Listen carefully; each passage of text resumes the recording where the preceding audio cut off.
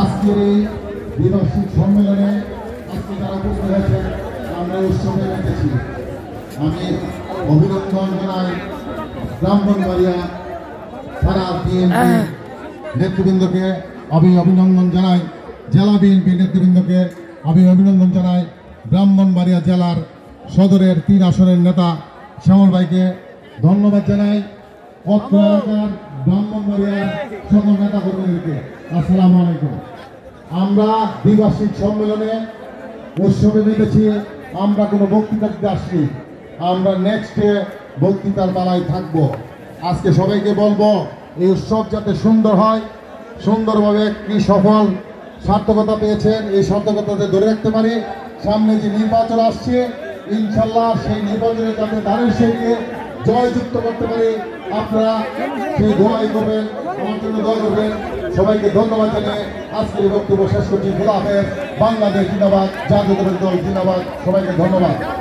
এই পর্যায়ে বক্তব্য নিয়ে আসছেন বাংলাদেশ জাতীয়তাবাদী শ্রমিক দলের ব্রাহ্মণবাড়িয়া জেলা শাখার সংগ্রামী সাধারণ সম্পাদক জনাব মোহাম্মদ মুস্তফা।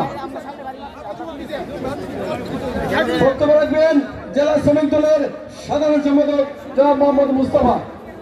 প্রস্তুত থাকার আহ্বান জানাচ্ছি শ্রমিক দলের সভাপতি জনাব মোহাম্মদ হেফজুল বারী ভাইকে। বিসমিল্লাহির রহমানির রহিম। আজকে সদর থানা বিএনপির দ্বিবার্ষিক সম্মেলনের সম্মানিত সভাপতি উপস্থিত আছেন। প্রধান অতিথি হিসাবে কুমিল্লা বিভাগীয় বিএনপির সাংগঠনিক সম্পাদক সেলিম ভাই উপস্থিত আছেন। ব্রাহ্মণবাড়িয়ার মাটি ও মানুষের নেতা, যিনি রাস্তা দিয়ে হাঁটলে হাজার হাজার লোক যার পিছনে ছুটে ওনাকে শ্যামল ভাই বলে স্লোগান দেয়। ওনার আজকের প্রধান অতিথি উপস্থিত আছেন